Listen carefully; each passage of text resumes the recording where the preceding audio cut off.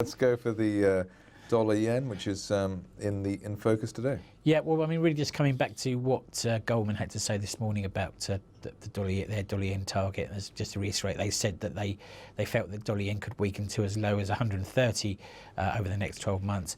The forecast comes, of course, against a background of regional quantitative easing and very mixed economic data from both Japan and its regional rival China. So what do we think could be the catalyst for a fall? Well, the most obvious to further easing from the People's Bank of China and further yuan devaluation. They've said they wouldn't do that, but I think the situation in China could worsen very dramatically, very quickly, and it might well be forced upon them.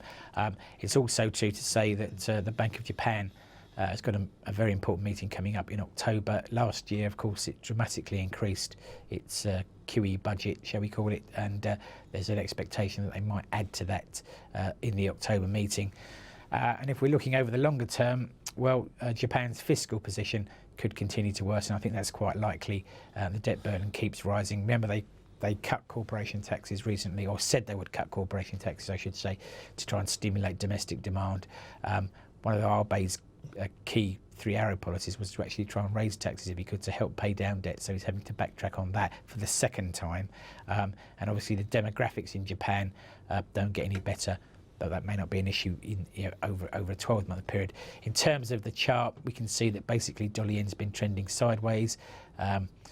Again, recently having tested up to 125 and then all the way down to perhaps as low as 115.50. We're back in that narrow range where we spent a lot of time between early February rather, and late May.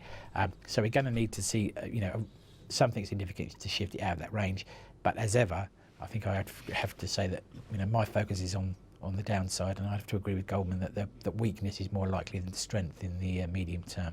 Right, and 130 seems to be quite a conservative target, not a difficult one to be hit, really. No, not particularly. You can make, as you said before we came on air, you can make a case for a much weaker yen than that. I suppose it will perhaps happen in stages, and who's to say that we won't see a spike to a higher level than 130? But maybe Goldman's going to be right, and we'll perhaps moderate out to that kind of level.